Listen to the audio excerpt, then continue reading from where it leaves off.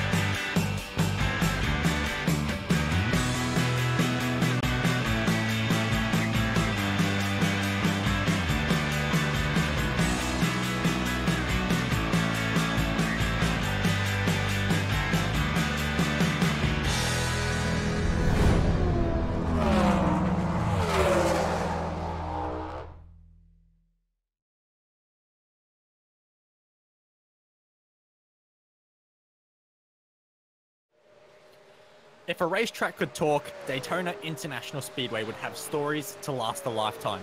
The 31-degree banking that lines the 2.5-mile oval is an annual favourite for the Monster Energy NASCAR Sprint Cup and iRacing's very own Peak Anti-Freeze series. But don't be fooled by these V8 beasts we have here tonight. These are no NASCARs, despite some arguing that they drive like one. These animals are sure to eat up the 5,729 meters of road course we have mapped out for 34 laps on what will be the first ever roval race for these V8 supercars on the iRacing official series calendar. This may not be the Daytona 500, but ladies and gentlemen, start your engines, because here at V8 Online, live on the iRacing Esports Network, we are just getting started.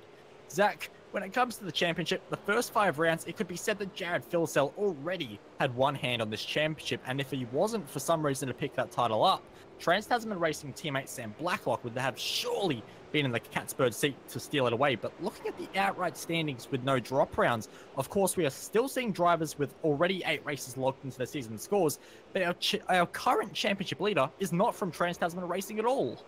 No, it's not. It's from Brett Loxton, and he's been doing a fantastic job in the last few rounds to really get himself up into a fighting chance of taking home the championship this season. And he is very closely followed, however, by the 2 TTR cars of Sam Blacklock, and not so closely by Jared Filsell. But if we go to our drop rounds and have a look at that, we can actually see that the championship does get flipped upside down just a little bit, with Jared Filsell having 8 rounds locked in that are very, very good so far. He's currently on top of the tables, with Sam Blacklock following very closely behind, and we can see Brett Loxton down in 5th. So Brett's been putting in some really great performances all throughout this season, and he just needs a couple more to really get himself up to that level of Filsell and Blacklock. And I'm looking forward to seeing all of these guys, with the exception of Filsell, because he's not here this evening, put a good fight towards the end of this championship to see who can take it home. Absolutely, and there's a lot of contenders slowly beginning to creep their way into a bit of form at the moment. Of course, we saw in the AOSC another fantastic result from the Trick Sim Sport guys, and we have 2 of their cars here today. We know their setup is quick around here, and Forza Nabi is arguably going to be one of the favorites to take this race away, but he's got an incident on his first lap. He's on his second lap at the moment, has to make it count. His teammate, of course, Ross Rizzo, currently lining up in 11th, so not the result he would have wanted, but El Nabi sure to be able to put a bit of pressure on the current qualifying pole sitter in Jordan Ross, and those Synergy Sim Racing cars also hooked up with Brenton Hobson actually taking out the world record for the Holden Commodore around here. So those cars are quick, but how quick is Forza and El Nabi? This lap has to count, and he goes to the top of the timesheets. Trick Sim Sport have got this circuit tricked out, Zach. Yeah, very nice lap there from Forzan, and possibly even the fuel that he burnt off in that first lap helped him on that second one, just gave him a 10th around the bankings at this Daytona road circuit. But they've been doing a really nice job the last few rounds as well. Forzan obviously winning last time out at Interlagos, so he's got a lot to prove that he has the talent to be at the top and stay at the top of this series. And being in championship contention as well, going to be very important for him to carry home a great result. Brett Loxton, on the other hand, sitting 6th at the moment, but we can see once again the times very tight between the top 15 cars, with just a second going all the way back to Michael Taliancic there, and not much as we further fall off down the field. But it looks like there are a couple of cars still circulating. Michael Taliancic is on his second and final lap, as is Brenton Hobson. Now, Hobson's got one of those Synergy Sim racing cars you were talking about earlier, Bo. They've got the speed with Jordan Ross up there in second position. Maybe he can make something magic happen in this second lap with only 3/10 the margin to make up.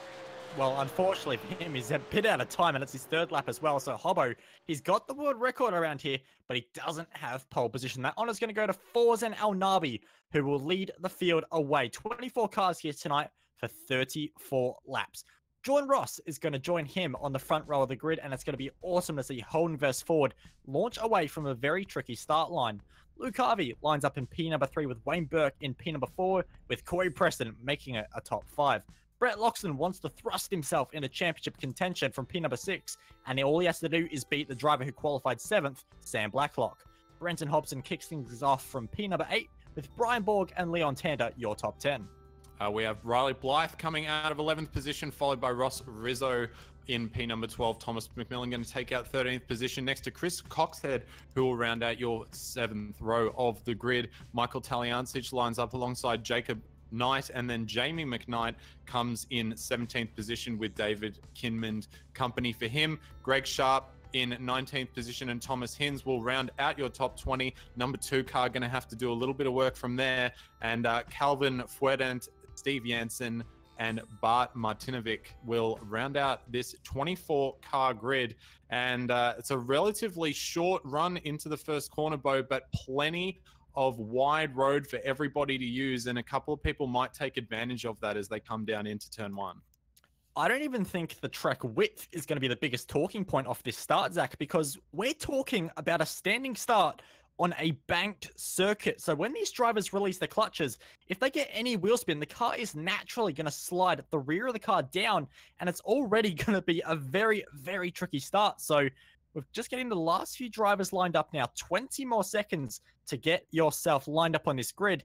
But I'm very fascinated to see how this goes, because this could be one of the most critical starts we see all season long, because it's a very tricky turn number 1, and who gets there first is going to be a very large advantage. But the revs rise, and ladies and gentlemen, we are getting ready. It's boogity, boogity, boogity. Let's go racing, and it's a very tricky start from all involved, but a great start from Forzan Al-Nabi, who does get away. Jordan Ross trying to put pressure already, as is Luke Harvey, who dives to the inside. Can't make it work for P number 2, but they all bunch up into an ever-tightening turn. Contact with Wayne Burke and Sam Blacklock again. Oh, the 17 car, and Blacklock's the round championship leader. Another car, I think that might have been Loxton. First and second in the championship around the 14 car as well. All kinds of chaos. Riley Blythe finds himself in the wall as well. It's all kicked off immediately, Zach. Yeah, there was a little bit of contact further up the field there. I think that could have been with Corey Preston, I believe. We'll confirm that for you in just a moment, but that was very unfortunate for a lot of drivers there. And it was interesting, as you said, Bo, for that start. You did see a lot of cars getting down to the bottom of the circuit with the tail end of the car, but Forzan Al-Nabi has got the jump at the moment and has made it through the first section of the infield here at Daytona, and now it is time for the first of our bang sections. And I think being the leader here is going to be a little bit of a disadvantage, but we will see these guys have a large fuel tank here tonight, and the options for strategy are going to be very wide and varied. So Forzan's going to have to fend off this little train of cars that he's got behind him that have all got a nice slipstream, but he has broken away for the time being, and Luke Harvey's looking very quick, a little deep into the bus stop there. Probably one of the most critical parts about this circuit, the bus stop. Very important to get a nice clean exit, as has Jordan Ross and Forzan Al-Nabi, who has a nice gap now out the front. Yeah, absolutely. And that's what Forzan would want. He wants to break the slipstream, but that is going to be so difficult to do with this huge straight. If you want to call it a straight, of course, it's an oval as they funnel their way towards turns 1 and 2. And you can already see the slipstream effect for Wayne Burke just closing rapidly on Luke Harvey. But elects to stay in the slipstream this time around. And you can see that El Nabi had a 0.3 of a second lead at the start-finish line. By the time he got down to turn number 1, that was dramatically cut down. So unfortunately, he's got a battle pack with him for the entire rest of this race, as we expected drivers to run quite long, as Harvey just had a little bit of a look on Jordan Ross, who didn't get the optimal line, checks him up, and Wayne Burke also gets into the action, as does Corey Preston. So if he was involved in that first corner incident just a little bit, it doesn't seem to have affected his confidence too much. Brenton Hobson runs in, you'll never guess what position, and he's got a bit of clean air to Thomas McMillan behind. And Thomas has quite a fair bit of damage to his car. And on an oval that is so long and slipstream opportunities that are so big around this circuit, damage is so tough for a driver to deal with at this point, Zach. Yeah, absolutely. That aerodynamic effect, it just puts so much extra drag on the car and really loses you quite a bit of top-end speed at the end of you know, the oval section. And it's really important if you want to be trying to make any overtakes or having to defend from someone that has a slipstream as well. I did notice actually that Brenton Hobson, one of our Synergy Sim racing cars, he has a little bit of that damage on the nose of his car as well. So having a little bit of contact on that first lap too. And he's got a big gap up to the cars ahead of him. But looking up to the cars ahead, Wayne Burke has a nice run here on Luke Harvey and is trying to just run a little bit of that outside line. He doesn't want to stay too tucked up behind Luke to ruin his run as they come down to the start-finish line now. So now Wayne pulls to the outside. He's got a little more ground to cover, but that top-end speed looks like he's just decided to back out of this for the time being. And he's going to go for a bit of an over-under, actually pull a bit of a fake on Luke Harvey, and has done a very nice job to get up the inside and clear Luke as they come through turn number 2 and into 3 here. So very nice fake out there from Wayne Burke. He moves himself up into 3rd position and has still got enough of a gap that he can still slay in that slipstream of the car of Jordan Ross up ahead. Absolutely, and that's critical for him, of course, because he wants to be able to get onto the back of his teammate, Jordan Ross, who is right underneath the rear wing of Forzan Nabi. One driver that's not having too much luck is Thomas McMillan, who continues to fall back a little bit with that damage, and he's got a huge train behind, spanning all the way back to just about Jay McKnight in P number 13.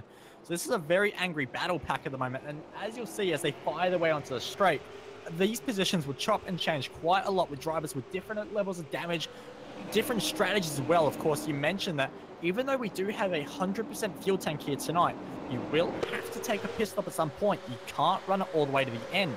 So fuel saving is going to be a big factor, especially when we consider how important pit lane is here, because it is not an easy pit road entrance, Zach. No, especially in these V8 supercars, which, I mean, they've got good braking performance, but they're definitely not easy to brake from an extremely high speed. They can be very sketchy, and it is a little bit of a turn as you're coming into the pit lane as well. So almost having to do a bit of a trail brake, but you can kind of straighten it up and slow it down pretty quickly. But nonetheless, it is very, very difficult to do. And it is going to be critical for these guys as well to decide when they want to come in, because as we said, they have a full tank, but that really opens it up to, I mean, they could come in as early as lap 6, or they could probably come in as late as lap, I think, 28 or so is when we would expect them to have expired all of that racing fuel from their tanks. So quite a wide variance for guys here. So some people who are maybe stuck out of the draft might consider changing tires early and trying to make up a bit of that gap in the early part of the race so that when people pit later, they can actually tag on the back of the train and recover a bit of a position. So it will be very interesting to see how that all goes. But up at the front, it is nose to tail. Forzan Nabi not able to break away from Jordan Ross, and now Wayne Burke is tucked in very intently underneath his Synergy Sim Racing partner there in Jordan. Yeah, and that's going to be crucial for them because they can afford to work together a little bit now. And whether that means that Jordan Ross just pushes a bit harder, tries to get past Forzan Nabi, and then maybe slow him down a little bit whilst Wayne Burke is able just to fuel save the entire time. and just get that benefit. We'll have to wait and see what kind of orders or help they might have there at Synergy Sim Racing, but at the moment it's just Forza and El Nabi for Trick Sim Sport, all by his lonesome with no help at all.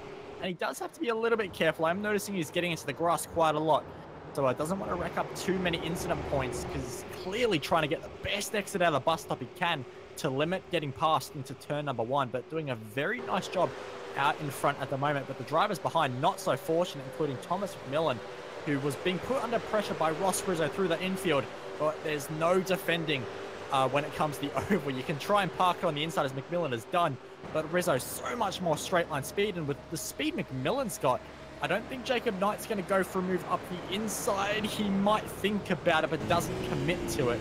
But McMillan is going to be falling back so quickly, and you'd have to think that perhaps he calls for an early pit stop or so, just to get a little bit of damage fixed.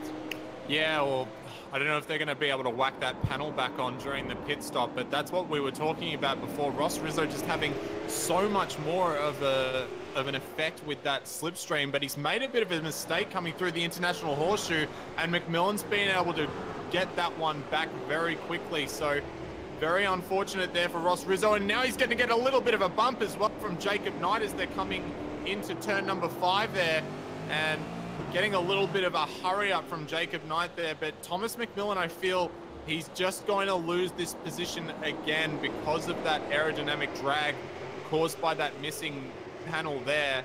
And him, and also I think Brenton Hobson, maybe not in the early stages of this race, like within the next 5 laps, but possibly those two guys could be the guys to bite the bullet and pit a little bit earlier than everyone else to just try and repair a little bit of that damage. But also it seems like for Hobbo, if he can get on those fresh tires and even make up 3 or 4 seconds to the car ahead, he may be able to then draft up onto the back of the leading pack with assistance from that. So it'll be interesting to see what happens there, but I would say that those two guys, tactically, I think they should pull the pin first, but we will have to see what happens as Rizzo now goes once again for the outside of Thomas McMillan, and carrying some monumental speed, hitting 300 kilometers an hour as he comes over the line. Does Ross Rizzo, very committed and late on the brakes, not going to let McMillan come up the inside. But Brian Borg just making a little bit of a mistake ahead up the road, and he's got Leon Tander fresh on his heels as well, and doing a good job to keep it up in that 8th position there with that train of cars behind. That little fight between McMillan and Rizzo there has really allowed Borg and Tander to just break away a little bit, and they'll be looking to try and catch up to Brenton Hobson, who's up in 6th up ahead. Yeah, and they're doing a very good job of that last time around. A 44.9 for Borgie, whereas Brenton Hobson only a 45.3. So we know how quick Brenton Hobson can be, but he's just not getting any assistance from a draft with how far behind he is. And even though Borg is about a second behind at the moment, that is still enough to punch a hole in the air and just get a bit of a benefit on the oval, which is so long here. So you really do pick up so much more pace the entire way around. So Borg is benefiting from that. It's just going to get drawn closer and closer to Hobbo over the next few laps. And I would honestly say in the next 4 or 5 laps, that is Brenton Hobson's going to have a fair bit of company from Brian Borg and Leon Tander, of course, who also drives for Synergy Sim Racing. And I think also the same paint scheme as well. So they're well and truly teammates at Synergy Sim Racing. But we'll wait and see, as the 2 Synergy Sim Racing cars we really need to focus on are Jordan Ross and Wayne Burke, who continue just to hound Forza and El Nabi just a little bit. And Jordan's slowly been getting closer and closer every single lap. He's been just millimeter by millimeter getting back to the bumper. Another 200th slopped up on that lap. Strong under brakes into turn 1 as well, but just not able to get close enough at the moment, and well and truly trying to play the strategy card. But that has allowed Luke Harvey back into this train, who did fall off, but now Corey Preston needs to get into a hurry because he's just about lost the slipstream of Luke Harvey. Yeah, he's pretty much right on the cusp of falling off that, so he's just gonna have to, I mean, all you really need to do is make sure that you carry a little bit of speed through this infield section and make sure that you nail the bus stop, and you're kind of set so long as you're within a second of the car ahead. So Corey just needs to, whoa, and actually El Nabi just gets a bump from Jordan Ross there, a big bump actually, as they're coming through the horseshoe. And now El Nabi's got a little bit of a rub mark on his rear bumper there. be interesting to see if that has any difference to his top end speed, and if Jordan and Wayne can start handing him a little more here. But Jordan Ross, just two different lines coming through that international horseshoe, and both of them meeting in the middle. Lucky El Nabi able to keep that car under control. But I've been looking at these Synergy Sim Racing guys and seeing if they've been doing a little fuel saving. Doesn't seem as if they are compared to El Nabi, but if they can do just a little bit, they could just sit behind him until the pit stops and jump him there. But we'll have to see how we go. Yeah, we absolutely will, but I do just want to quickly touch on a few things. A lot of drivers really struggling with brakes at the moment. Luke Harvey locks the brakes into the horseshoe, lost the spot to Corey Preston. He's trying to fight it back at the moment, side by side down the oval.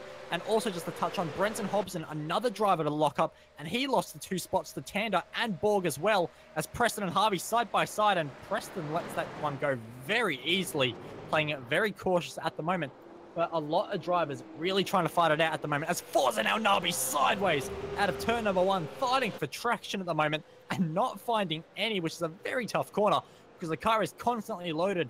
But you can see that Jordan Ross has the gun loaded, fired at the back of the Trick Sim Sport car because he is ready to pounce at any moment. And I think that if you said that they weren't fuel saving, Zach, that I think that very well could be 1 or 2 more laps until we really see shots fired. Yeah, possibly. I just went on board with... El Nabi a bit wide. He is a little bit wide. I'm actually under the impression now that these guys are just holding station. That Luke's made a mistake and he's dropped off a little bit as well, which has given them a nicer gap than they had before. But as they were coming around the last bend up towards the start-finish line, Jordan and Wayne, they could have easily overtaken Forzan as they came into turn 1, but both of them backed off the gas as they were coming just past the pit lane and electing not to use that overspeed. They could have done it easily. So I think these guys are just holding station right now and maybe just saving a little. They're not obviously saving fuel, but I think that they're saving enough that they're going to be able to do something in the pits here. So I think that these guys are just going to wait and see if they can wear Forzan down and make him use all that fuel, although he is very good on fuel. So it's going to be very interesting when it comes to pit time. See here, I think Jordan quite easily right now, if he had kept it in the gas, he would have passed, but he decided to just let off the throttle a little bit. Oh, 3 wide! 3 wide! Tanzer, Bork and Hobson just about tried it into turn number 1 and still side by side into turn number 1. Both so committed on the brakes. Are they all going to hold it up? Well, they hold on to the circuit, but not the apex.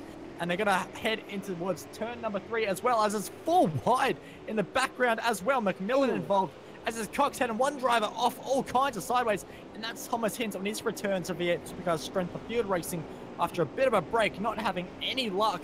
Jacob Knight just makes a bit of a mistake just in front, but Hinsey not able to capitalize. But if the leaders at the front are gonna play it safe, Zach, I don't think the midfield is.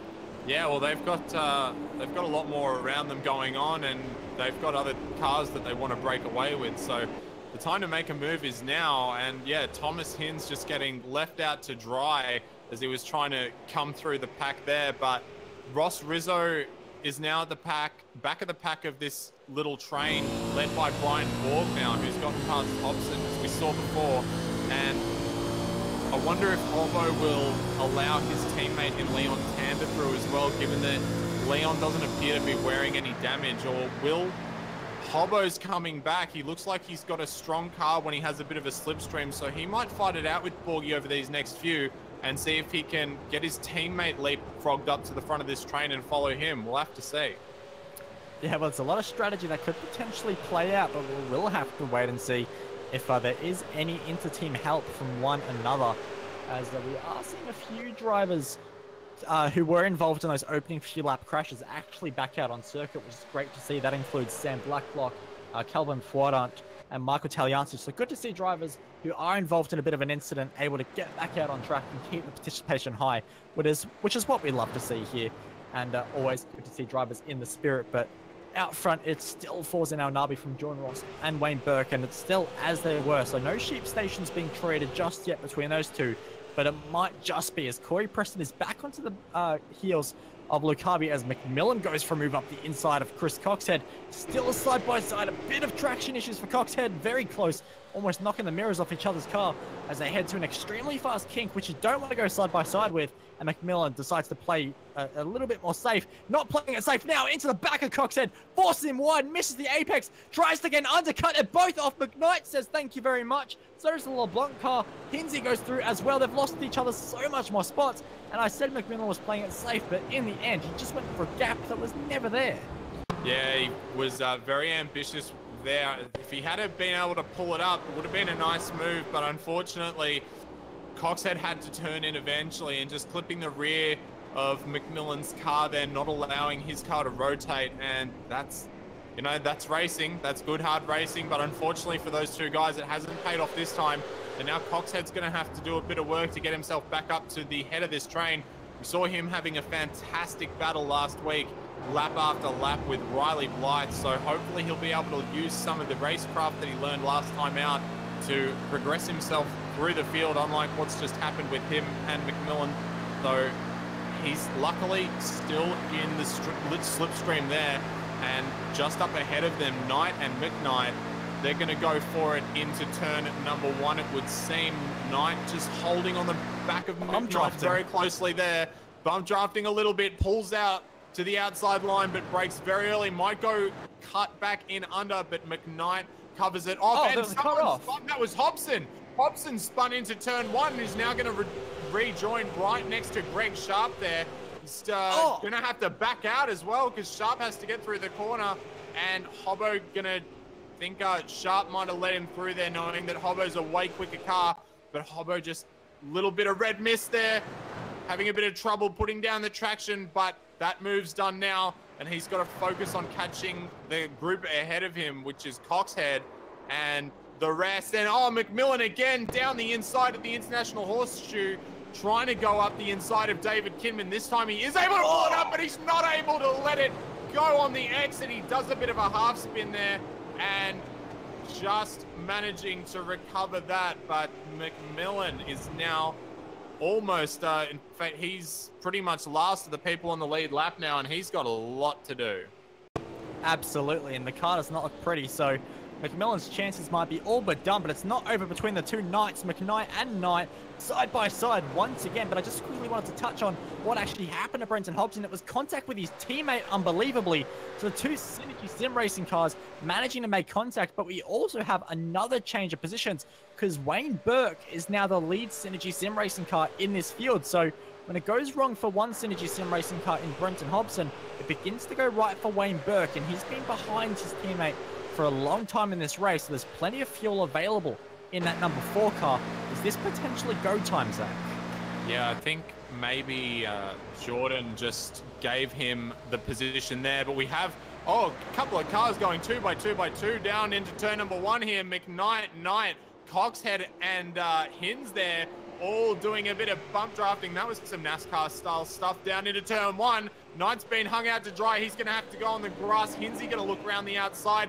Or Knight's going to try and look up the inside, and Cox had a little bit of a rub there, and that's going to check everyone up massively. Now, I think that's Hobbo is going to try go 4 wide down into the turn number 4. That's going to be tough, boys. Hobbo going around the outside and inside for the International Horseshoe. Fantastic job, but he's going to go to the back, and Cox had a big crash into the back of him there, but everyone managing to keep it on the straight bits. And now Hins ducking and diving, looking away past Hobson as well, who runs very deep into turn number 6, and he's going to have to now defend the inside, or he's going to have to give up the inside to Thomas Hins, who's had some great traction coming out. And now McKnight has really been able to break away from this pack. Coxhead managed to go through as well, and we're going to have some more 2 by 2 action as we come down into the bus stop. Hobson's going to have to let go the position to Jacob Knight there. He gets very close to Hinsey. Knight running a little deep. Hobbo's going to have to get some nice exit speed coming out of the bus stop there, which he does. And he's going to have to try and do it down into turn number 1 with a bit of slipstream, I think. Yeah, we'll have to wait and see what he can do, but it might be a little bit tough. Looks like he's gaining too much at the moment.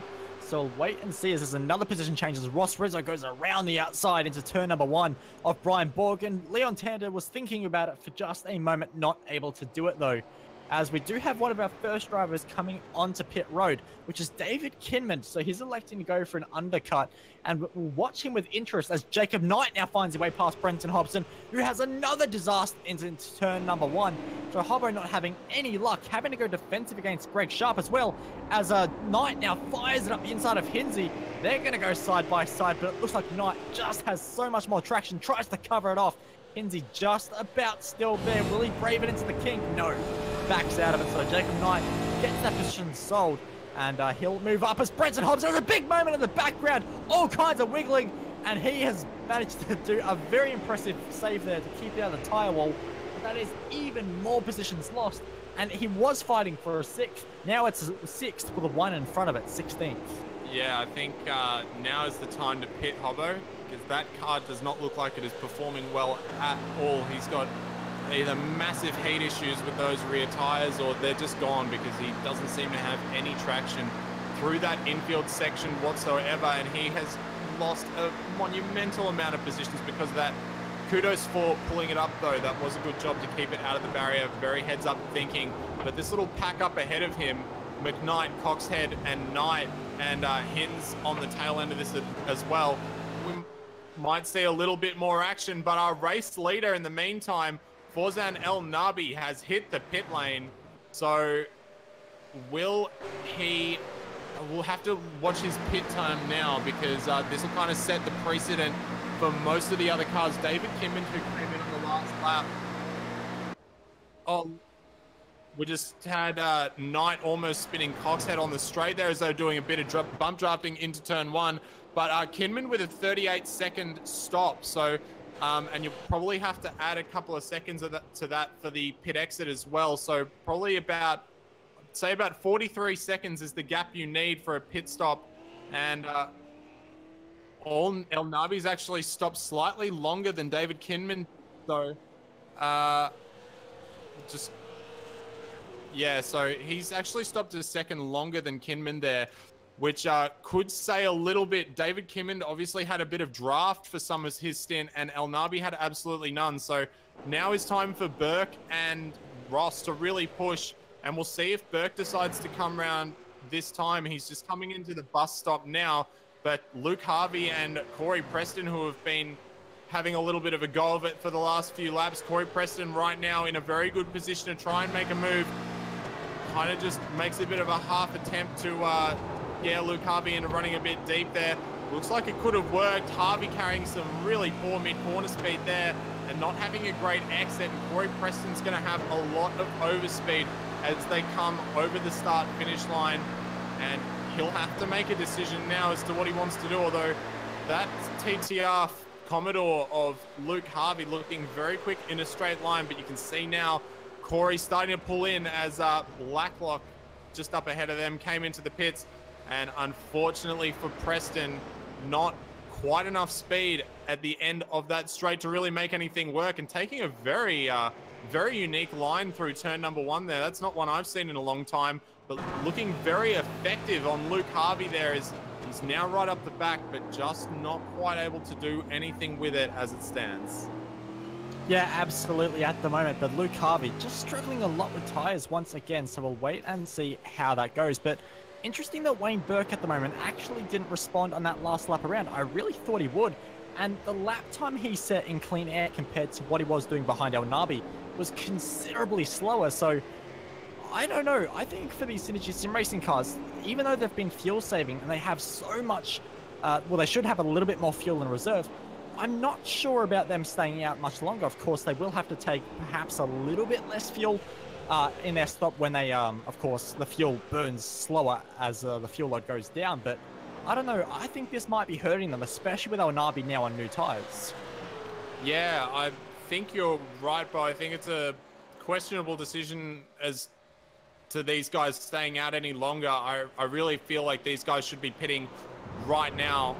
Even though Burke has pulled a little bit of a gap on his teammate Ross in these last few laps, they're going to be losing a massive amount of time to Forzan, who's been looking very strong out front.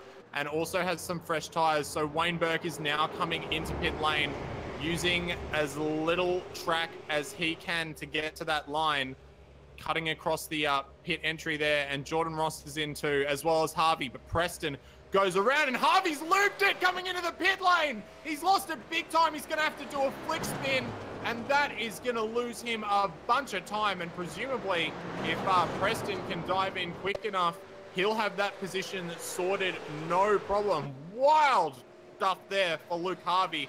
But we're looking now for Jordan Ross and Wayne Burke. Where do they file out in this whole scenario? Wayne's still on the jacks in his pit stall. Revs are up. He's out.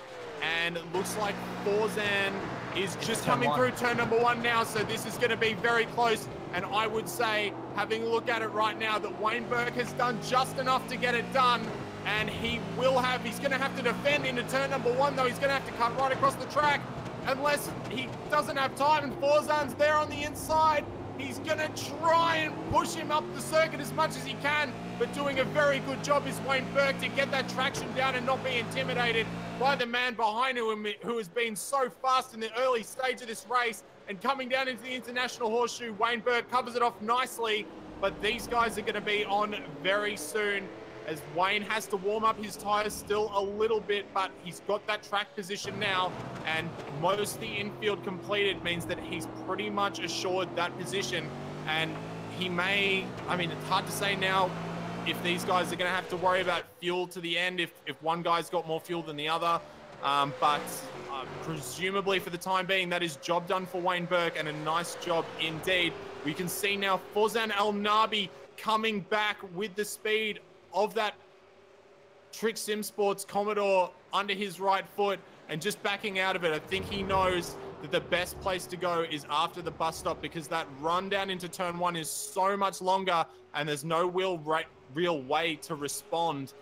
So he's going to try and go this time, and you can see now those headlights just coming up meter by meter on Wayne Burke. Wayne will presumably try and hold the inside, but Forzan now just backed out of it again. So we're seeing a lot of people backing out of these moves at the moment, and not able to get up by the end of the straight into turn number 1. So Wayne Burke uses strategy to his advantage, and he currently has the lead of this race. Yep, for now. And I'm very surprised it actually panned out that way, but a great strategy call in the end for Wayne Burke and the Synergy Sim Racing crew to get themselves out ahead. Luke Harvey still trying to make up ground after that moment in the pit lane. And to just show how much that incident has hurt him, he's going to be coming out of Leon Tander, who's just coming out of the pit lane now. Might be a little bit close, but Tander will have that just about sorted. So that just shows how much that mistake really hurt him. Because, of course, you can make up a 10th a lap maybe on the racetrack, but you can so easily lose seconds when it comes to a pit stop. And that's exactly what's happened. And Wayne Burke already pulling out a bit of a margin on Forzan El Nabi. That's a very strong first lap on new tyres for Wayne Burke. And I'm surprised by the margin he's pulled. So he's definitely trying to break that draft at the moment. But it might be a little bit too difficult to do. As we wait and see if Corey Preston will come into the pits on this time around. Of course, he hasn't came in yet. Still our race leader. But he is actually losing time relative to Ross Rizzo behind as well. So might be time for Preston to dive into the pits, and he agrees with that statement as he dives in very hot. Don't loop it like Luke Harvey. You have so much to gain, and he's almost done the exact same thing. Yeah, very, very close. He almost took out that cone while he was at it as well, but a good job there from Corey Preston to hold on to it. And I was just looking at the pit times as you were talking about the time lost by Luke Harvey. He was on average about 6 to 7 seconds slower than some of the fastest car through the pit lane. So as you were saying, tenths can be found on the racetrack, but 6 seconds was lost in the pit lane at least for Luke Harvey there. True. And yeah, El Nabi's got the overspeed coming into turn number 1, and Wayne Burke maybe goes under again, not quite, but is very, very close, has some nice traction. Will he fire it down the inside of the International Horseshoe? He'll have to be very brave, and the attitude of that car says that he's not going to try anything at this stage. But yeah, Forzan doing a great job there, just not bailing out of it this time, and going right round the outside into turn number 1. So Forzan El Nabi retains, or he moves up to where he's been sitting for most of this race, and Wayne Burke now going to have to pull something else to make it work. But those Synergy Sim racing cars have been looking fast in a straight line. And now that fuel saving isn't such a problem for him, we could see him possibly being a little more aggressive than he was in this in the early first stint of this race. And we can see now he has every intention of trying to pull everything that he can to get past Forzan El Nabi, using his traction to intimidate him as they come out of turn number 6. And I think that he'll hold station as they come into the bus stop here. As we said, it's very easy to re-overtake if you get overtaken coming into the bus stop. So he does fall in behind and will try and get a nice run through the bus stop here, which he does right on the tail of Forzan El Nabi. But you don't want to pass too quickly, because that might give Forzan the slipstream back and he might be able to make something else work. So just after they come onto the oval is the best time. And we got something happening further back in the field, Bo. Luke Harvey and Corey Preston were going at it, but I'm just more shocked that Corey Preston is even behind Luke Harvey. So Corey Preston clearly not having an issue at some point on this circuit. Maybe that was just staying so long on those old tires compared to everyone else. So Corey Preston has not made any gain at all on Luke Harvey, despite the error. Now comes under pressure from Leon Tander, who fires it to the inside and has so much more pace as Wayne Burke finds his way through on Forzan El Nabi now. So these guys changing positions just about every corner as Brian Borg finds his way out of the pit lane as well. And Ross Rizzo is going to come out right in the middle of this train potentially as well. So Luke Harvey, all of a sudden, with that little issue in the pit stop, he could have had a massive gap on all these guys. Now finds himself in a 4-car tango. Yeah, well, that's what happens when you make a mistake like that. But as we saw before, Wayne Burke and Forzan El Nabi trading places once again. And it wouldn't surprise me if, Wayne kind of wanted a bit of this to happen as well. Let his teammate Jordan Ross kind of creep up on the back of these guys if they're battling a little bit, and he'll have some team support up the front of that field. So the lap times right now don't suggest that, actually, Jordan Ross was the fastest car around the track the last time round. So, and he's only about, he's about 3.5 seconds off these guys. So if they can fight for the next few laps and Jordan can plug away and take away close to half a second a lap, he will catch these guys by the end of the race. And Wayne will have that support, but it just depends on how much Forzan El Nabi wants to play that game, and if they want to keep trading positions, or if one of them just wants to chill behind and wait until the end. But Forzan El Nabi coming up again and rubbing the bumper of the Synergy Sim racing car, but just doesn't quite have the speed at the end to take it into turn number 1. So Wayne Burke not having to worry this time around.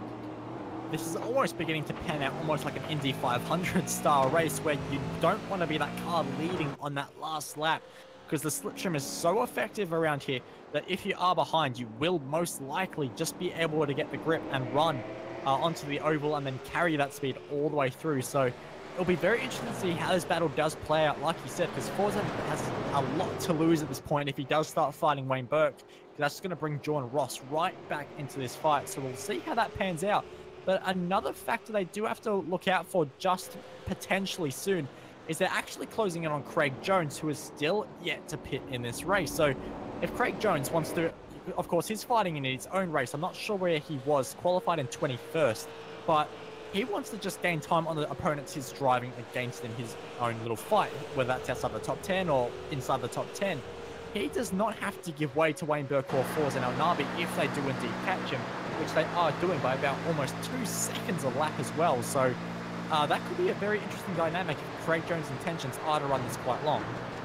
Yeah, definitely. I mean, don't know if you were, but I was teammates with Craig Jones as he actually just clips the wall on the exit of the bus stop there. But he's a very heads-up driver, and I think he'll have taken those things into consideration. I very much doubt that he would put up much of a challenge to the cars coming through if they are the leaders, but we're not going to have to find out, because Craig Jones has now hit the pit lane and just manages to pull up before he hits those cones. But I think that he probably would have had more sense than to fight it anyway. But Forzan El Nabi still unable to find a way past Wayne Burke now, and you can see, as we have seen so many times throughout not just this race but through this entire seasons, 2 very different approaches to different turns there. And turn 1 here is an exception. We saw Corey Preston taking a very alternate line that seems to work very well for the way his car's set up. And those two cars there of Burke and El Nabi proving that once again. Luke Harvey's made a mistake now. Yeah, and Leon Tander's going to try and go up the inside of the International Horseshoe. And Luke straightening up that exit, getting the power down. He doesn't have the preferred line, but he does have enough overspeed to clear Leon Tander before they come into the kink there. And now for the second horseshoe, and Corey Preston, who's had some good speed throughout this race, is looking for a way past Leon Tander as well and try to get back up to Luke Harvey, who he's been battling with for the most of this race. So that Synergy Sim racing car doing a good job to mix it up between those guys, because they were up in 4th and 5th earlier. So he's doing a very good job now, sitting in essentially 5th position, I believe, once we get Craig Jones cycling to the back of the pack. But very nice job there, and he's applying big pressure to Luke Harvey now, and might have a bit of a go down into turn 1 after they come through the bus stop here. Yeah, we'll have to wait and see as they fire their way out. And it looks like an okay run, but a bit of a wiggle there for Tander on the exit. So Harvey, he'll be able to hold on to that position all the way down this oval. And it might give Corey Preston a little bit of an opportunity, but he now does have a bit of aero damage as the lead changes once again in the favor of Forza. Now Nabi and Burke gets very sideways out of turn number 1 as well. So that's not going to do the Dunlops any favors at all. And it is something they have to be careful of, as Ross Rizzo now finds himself in a fight with that's Corey Preston, as it's actually 2x2 as well, as Tander up the inside of Harvey, and he gets that done. And Rizzo still trying to work for it on Preston, not able to do it. Has a good run though, but not at all the preferred line or overlap at all. So that fight will have to be thrown up with the white flag for now. And Rizzo will have to see if there's any more opportunities on this lap. But we'll wait and see as McKnight now finds himself in a fight with Thomas Hintz, who's trying to go around the outside, but might make himself a bit vulnerable. David Kinman, fortunately for Hinzy, Kinman just lights the rear tires up a little bit, and Hinzy can go back onto his charge with McKnight as they fire their way into this fast left-hander. The Dunlop's well and truly loaded up, and then into a hard braking zone, which makes it so easy to lock the inside front. And you can see McKnight not quite meeting at the apex where he would have liked, and Hinzy does, so a bit more confidence there. But McKnight might be a bit vulnerable in Hinzy's mind, but we'll wait and see how this goes onto the oval, as a lot of drivers are really choosing to keep their moves for the oval, which I think at the end of the day is quite a smart move. Yeah, I mean, when you've got cars that have higher downforce, there are a couple of extra considerations that you can take when you're going through those corners side by side. But in these V8 supercars, they just have that potential to, you know, snap so quickly. And I think a lot of these guys really want to make sure that they're coming home with the car all in one piece, as the lead changes again with Wayne Burke slicing his way through on Forzan El Nabi once more. And Jordan Ross has, in the last few laps, he's been making inroads. 0.2 of a second to Wayne Burke last time around, and 0.3 on Forzan El Nabi. So he's going to be moving up only 2.5 seconds behind these guys now. And when we mentioned it just after the pits, he was at about 4 laps ago, he was 3.5 or 3.7 seconds behind. So, and last time around as well, able to gain a little bit more time. Car spun at turn 1! Car spun at turn 1! Just about almost got collected by Chris Coxhead there. And they're going to go side by side in a very big melee, which almost got involved with Brenton Hobson, who was trying to play it cautiously. I was just looking at Hobbo, who was playing it very cautious, just very much getting out of the way of everyone, only to see the All-Star Motorsports car parked in the middle of the road. So what happened there? And we're having a look at a replay for you now, and it's contact with a 21 car. David Kinman, it is, yes, heading into turn 1. It looks like they both were just locking up a bit wide from the apex, and Kinman just gave the smallest little hit to Hinzy, and it was enough to send him around. And Sam Blacklock, who was multiple laps down, almost got involved in that and made Hinzy's day a lot worse as well. So that's unfortunate for those guys, as the 2 race leaders head their way onto the main straight once again. And last time around at the start-finish line, it was 0.02 of a second, so incredibly close. And we'll see if they can get a little bit closer this time, as El Nabi gets right underneath the rear wing of the Synergy Sim Racing car, just trying to practice, just in case he is behind on the last lap. And if he is behind on the last lap, he's not going to be close enough in that state of mind to make a move. So El Nabi just trying to figure out what he needs to do to get past Wayne Burke on the last lap, as Leon Tander did in fact lose a spot to Luke Harvey, and Corey Preston might just be about to lose one to Ross Rizzo. Yeah, they're getting all the drafts on and making all the moves happen, and Ross Rizzo gonna go for the outside line on Corey Preston, but not quite able to make it work. And Leon Tander and Luke Harvey have traded places a couple of times as well. So these guys are going to keep on going. But something I just noticed on that last lap is that Jordan Ross made up 0.7 of a second on Forzan El Nabi and Wayne Burke. He's now within 1.6, and that's going to be a big boost for Wayne Burke if he can get his teammate up there. And at that rate, he's going to be within the, in fact, he's within the slipstream, I would imagine, just barely of Forzan El Nabi. So he could be well up on those guys in the next couple of laps, and we still have 10 laps to go here at the beautiful Daytona road course. And Corey Preston getting all sorts of locked up, or crossed up rather, as he came out of turn number 6 there, and that's going to kill his run that he was looking for on Leon Tander, and might cause him to become a little bit susceptible to the Trick Sim Sports car of Ross Rizzo, as Ross now building up some overspeed. He's going to go side by side into the bus stop, and Corey Preston just going to bail out of it and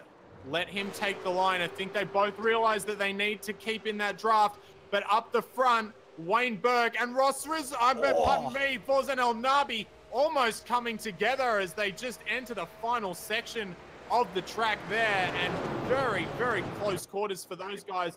Forzan El Nabi now going for a bit of an over-under on Wayne Burke. Got some good exit speed, but not quite enough to do anything unless he wants to try and fire it up the inside of the horseshoe. He's not going to be able to, though, just a little bit far back.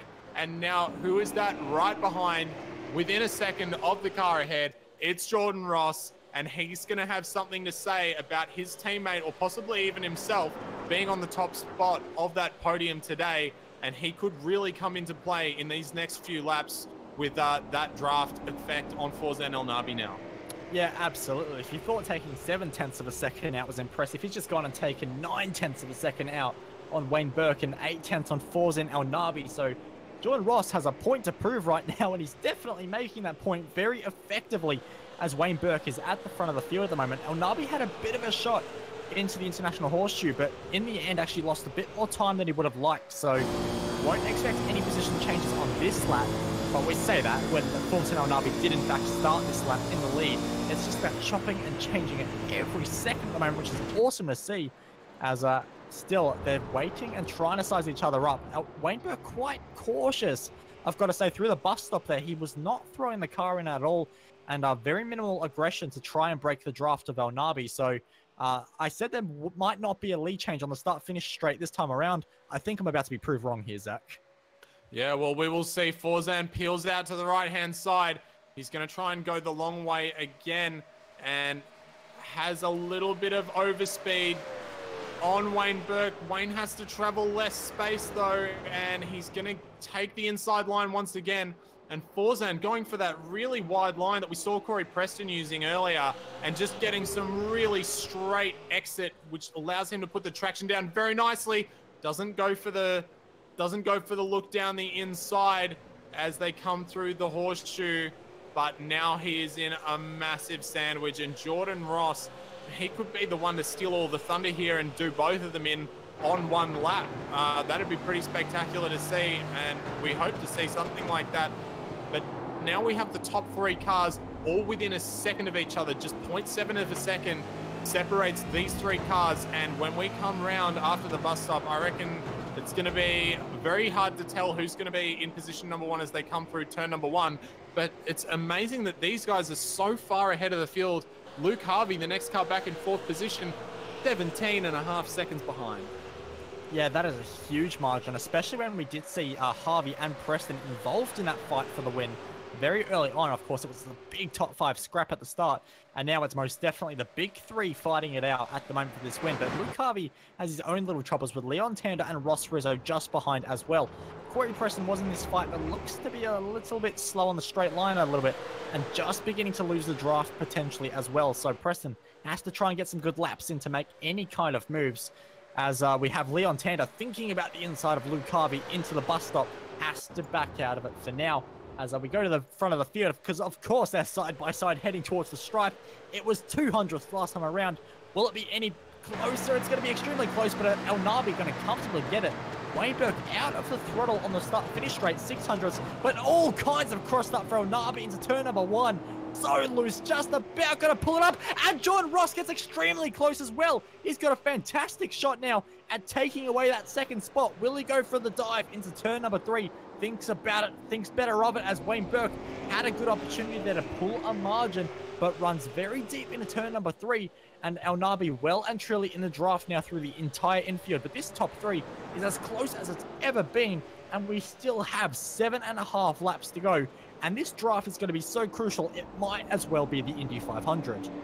Yeah, I mean, it could very well be that the guy sitting in the 3rd spot just comes and takes it all home at the end with a big pull to the finish. But I mean, it could go either of these guys' ways. It could be El Nabi, it could be Burke, it could be Ross.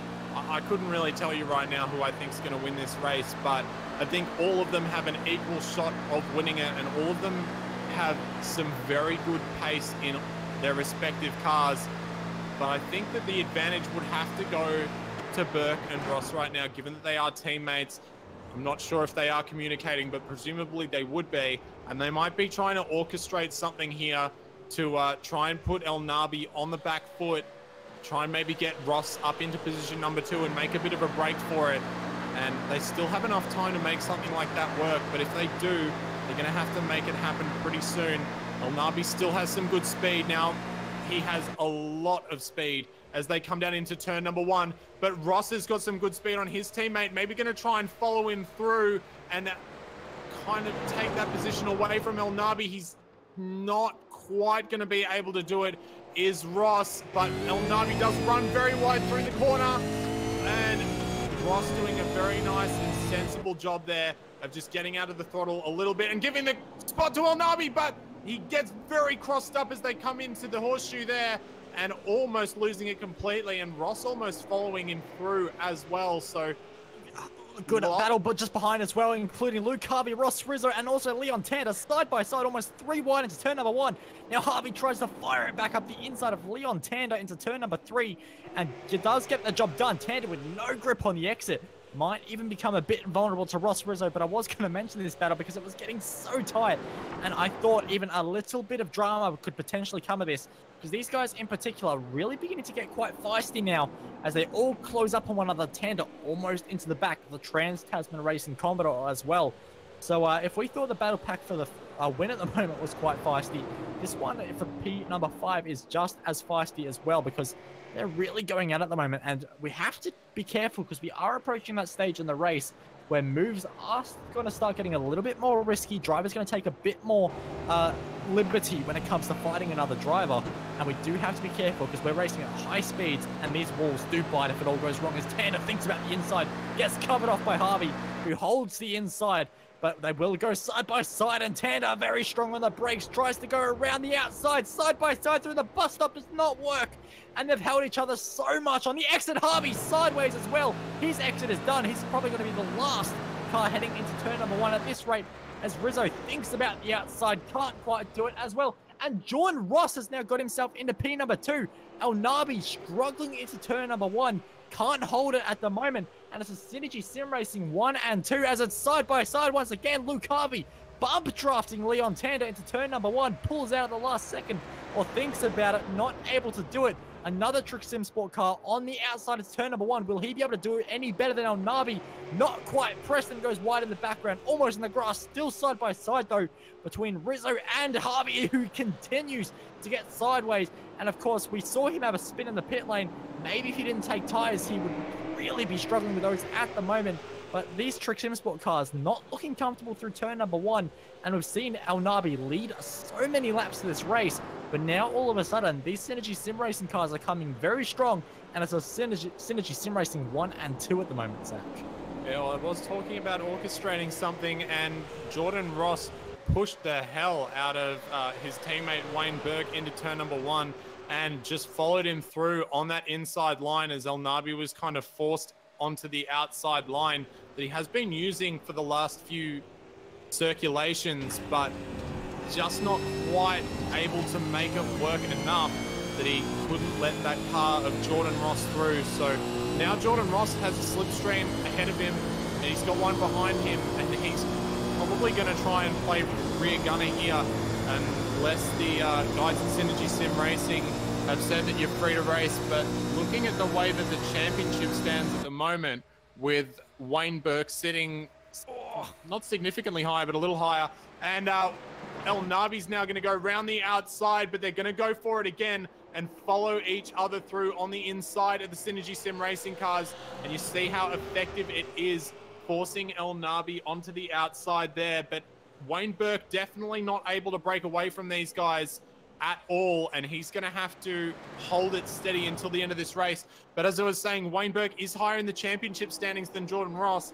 They have that to think about. They might be just thinking of the team picture. It would be good to have the championship in the hands of any of their team members. He's the top of the pack at the moment. Oh, Ross Rizzo!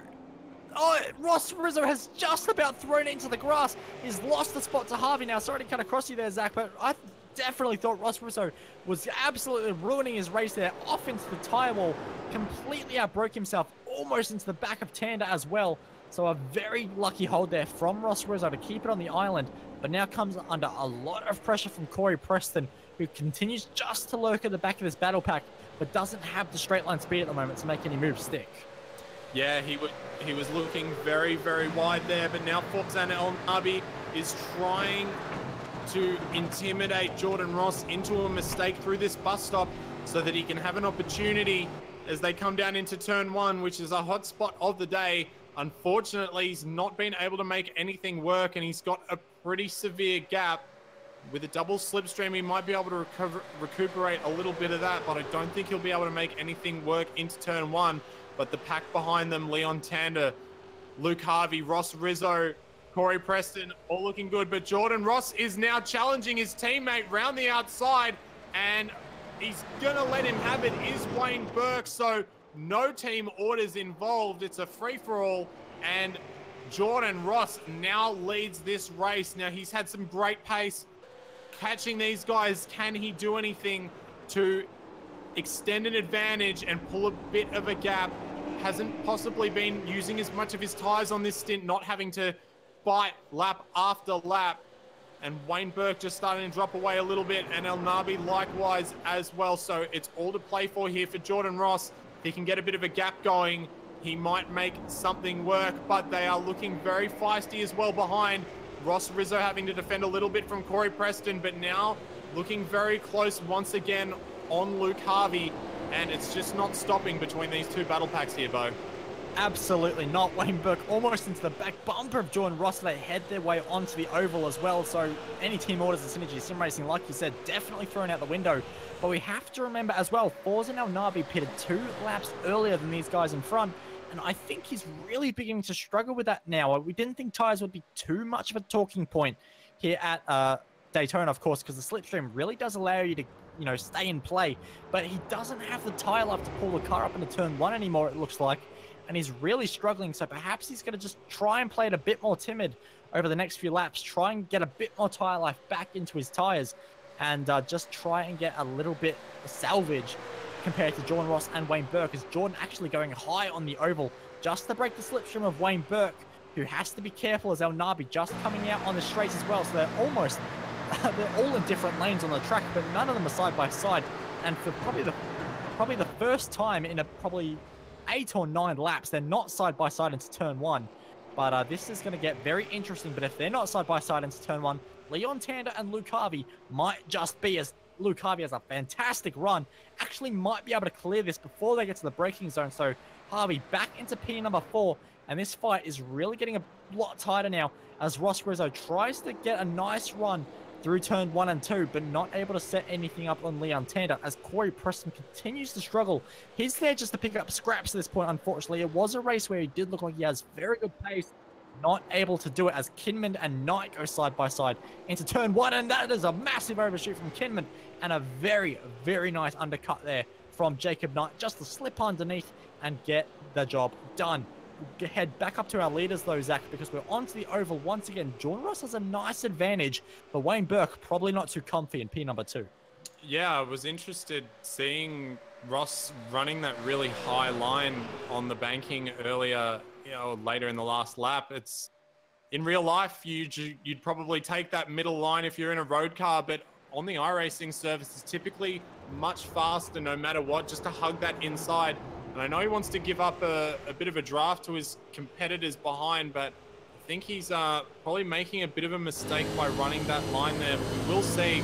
It's also meaning that Forzan El Nabi's getting a bit more of a run on his teammate than they would probably like, but you can just see that he is losing a little bit to them, but possibly not as much as if they were getting a slipstream, and maintains that position into turn number 1. All of them stay in the same position, and he's doing a good job, but Wayne Burke is looking very good. And once again, as we come down into turn 1, there's more action behind because Leon Tanda and Ross Rizzo are side by side. Rizzo had a nice run coming down into turn number 1, gonna have to hold it round the outside on the tough part of the racetrack. He's gonna try and carry lots of mid-corner speed through the outside line of that corner. Unfortunately, it doesn't look like it's quite enough, and he's gonna have to tuck in back behind Leon Tanda, who's doing a good job still up in position number 5 there. And he must have and Preston, I'm just having a look. Preston has just run off at the International Horseshoe there, or he's just, wow, big moment for Preston, and actually did a very good job to pull it up as well as he did, considering how wild that moment was. But he's now dropped back considerably and is not going to have an opportunity to fight for 4th position. But up at the lead again, and they're just coming through the bus stop now. So are they going to run the same lines that they ran last time, or is Wayne Burke maybe going to pick up that slipstream even if Jordan Ross runs a little high? And it seems like he will, and Jordan's just going to take that inside line once again, because if his teammate's stealing the slipstream, well, there's not much point in running it high. But all of them are there, but very spread out, as a little more than we have seen the last few laps. But now the white flag waves. Jordan Ross is in the lead, followed by Wayne Burke and Forzan El Nabi. The 2 Synergy Sim Racing cars out front have it all to lose, but they've been looking very strong in the second half of this race. Can Jordan Ross pull off his first win in the iRacing Strength of Field Monday night race here on the iRacing Esports Network? We'll have to wait and see. He's been looking very strong, and he has some good tyres, but Wayne Burke and Forzan El Nabi are not going to want to give it up easy. No, not at all. This is going to be a shootout all the way to the final banking of this Daytona International Circuit. It's been 33 laps of thrilling action so far. How will this 34th lap shape out? Ross has looked very strong in this second half of the race, but it all comes down to what kind of exit Wayne Burke can get out of this hairpin, and then what can he do out of the bus stop, as Jordan Ross does not meet the apex at all. He gets an okay run out of the corner, so the straight line is okay, but just a little bit more vulnerable than he would have liked. Didn't get in the correct contact patch where the grip on the circuit is. So advantage Wayne Burke in the slipstream, just 1/10 of a second by 1/10 of a second. He will close on his Synergy Sim Racing teammate. It's a 1 and 2, but will they risk that 1 and 2 for the victory themselves and potentially gift this to Forzan El Nabi out of the bus stop? A great run from Jordan Ross, and all he can do now is duck and weave, try and get something, but the speed is good for Wayne Burke, closing just a little bit, gets into the slipstream now as Jordan Ross moves down to the low line, and this could potentially be a photo finish as Wayne Burke in the slipstream trying to close, having to go below the yellow line. El Nabi thinks about it. Wayne Burke might just do this at the death, and he's got it by 2/100ths of a second. The top 3 within a 1/10, a fantastic race, and Wayne Burke leads a Synergy Sim Racing photo finish, 1st and 2nd. Can you believe it? That was and it's not amazing. over. P number 4. Yeah, and and Luke Harvey and Ross Rizzo, and it looks like Harvey's just managed to take home position. No, Rizzo. Oh, Rizzo got it. Oh, wow. So Rizzo over the line by 0.02 of a second once again. Almost identical. And we've got more cars still coming over the line. David McKnight makes contact in the straight line as well. It's going to be 3 wide potentially. McKnight will just about get it. Hobson, contact after the big finish. crash after the line. That's massive. They got qualified. Someone got DQ'd. But I think they made. I think it was Hobbo, but I think he's made it over the line enough that it's not going to make a difference. Yes, but they were 3 wide. There's only 3 cars within 45 seconds of a bracket. Did someone might have got disqualified in that battle? I'm not too sure. The results playing up just a little bit. Yeah, Hobson's now registered as a lap down. So he only relinquishes, I think, 1 or 2 positions there, but still gonna end up coming home a lap down, and that's gonna be a big hit to his safety rating, I'm sure. But an absolutely crazy finish here from Wayne Burke and Jordan Ross and Forzan El Nabi. Less than a 10th covers your top 3 cars here at the Daytona circuit. That is absolutely incredible. You're not wrong. That is one of the best finishes we've ever seen in the series. That was right down to the wire between 2 teammates, and Forzan El Nabi just waiting, looking for any opportunity to steal the results. We'll get your results up on screen, and as you said, top 3, Wayne Burke, Jordan Ross, and Forzan El Nabi, whichever order you like to put them in. You cannot fault them for a fantastic display, but it is Wayne Burke that will take the spoils ahead of Jordan Ross and El Nabi, who led so much of the early stages of this race, relegated to P number 3. Ross Rizzo would steal it at the death for P number 4, ahead of Luke Harvey, and Leon Tander put on a great fight throughout the entire race to take home P number 6. Brian Borg and Corey Preston, 7th and 8th after Preston really fell apart in the last few laps, and Borg was able to eventually get him on the last lap. Jacob Knight in P number 9 with David Kinman, P number 10. Yeah, we had Thomas Hins, doing a great job up 9 positions into P number 11, even after having a bit of a spin into turn number 1 there. Greg Sharp made it home in position 12 with Jamie McKnight in 13th. Chris Coxhead had a bit of a struggle throughout that race and came home in 14th position. Steve Jansen came home in 15th. Brenton Hobson, unfortunately, disqualified as they were coming over the line for 16th position. Also, Craig Jones having an issue as well, coming home in 17th. And then starts our relatively long list of non-finishers tonight after that big accident at turn number 1 and a couple of subsequent accidents as well. Michael Taliancic, Calvin Fuerdant, Sam Blacklock, Tom McMillan, Riley Blythe, Brett Loxton, and Bart Martinovich there I'm not even sure started the race. So a lot of attrition in that race and a couple of championship contenders that would have been great to see up the front. But nonetheless, it was an absolutely fantastic race with overtakes pretty much occurring every lap. And that little 3-car train for 1st, 2nd, and 3rd, and the one behind for 4th, 5th, 6th, and 7th was absolutely fantastic throughout that race. Yeah, absolutely. That race had a little bit of everything going on at every lap, and that's almost becoming the norm in this series. It's pretty incredible to see just how competitive these guys are really beginning to take this championship.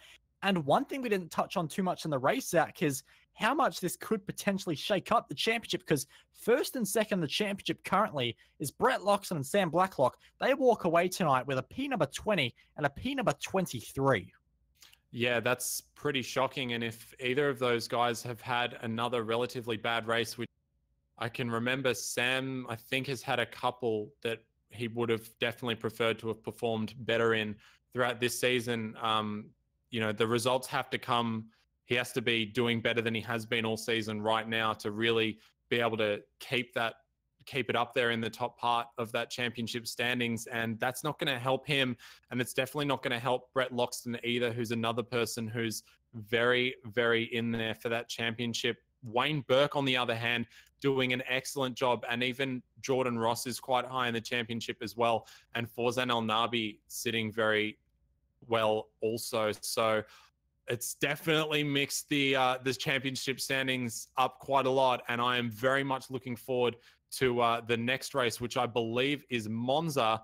And that's going to, I think, scramble up this championship a little bit more even. Yeah, absolutely. Monza's going to be a very interesting one. Of course, it's where all the slipstreaming pack racing will happen. And well, we saw pack racing here. Monza could just be even more interesting with that huge braking zone into turn number 1. But before we do get to Monza, we also have on Tuesday on V8 Online, we have the Australian Sprint Car Series at Eldora. And that championship has been getting very hotly contested lately, with drivers like Bob King really beginning to make a name for themselves in that series and fighting at the top level. On Wednesday, the Sprint Series Australia takes to Laguna Seca for the first of the GT3 sprint races. 2 20-minute fights are sure to provide quite a fair bit of action, and I'll definitely be trying to make a bit of redemption after last week.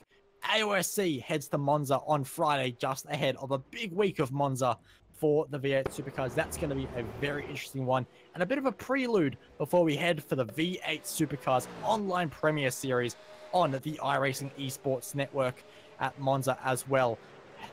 How will the championship shake up? And whilst we run through these, we will get another replay up on screen of that finish, because that was a classic that has to be seen again and again to be believed.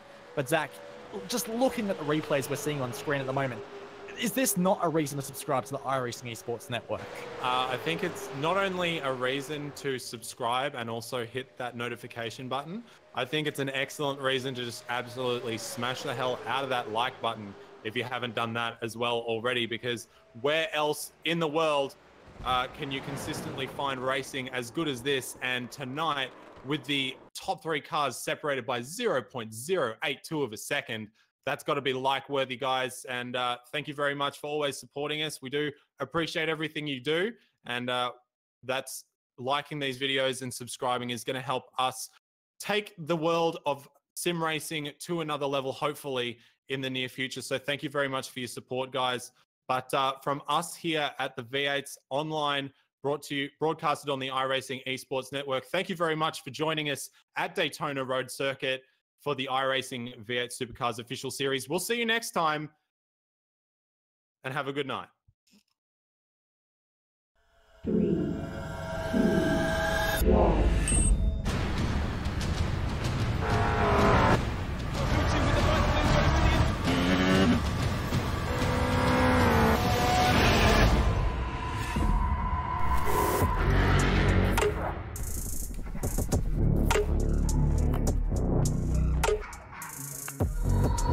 Last year I was sitting at a desk as a sales manager, and now I'm official McLaren F1 simulator test rider.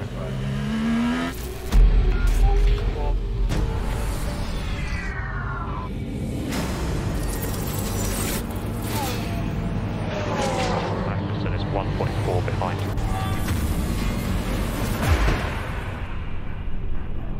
This opportunity is huge.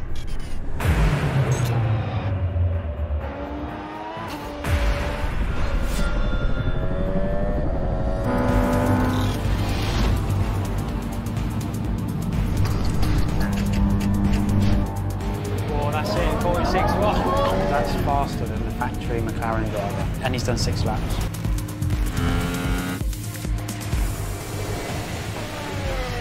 Let's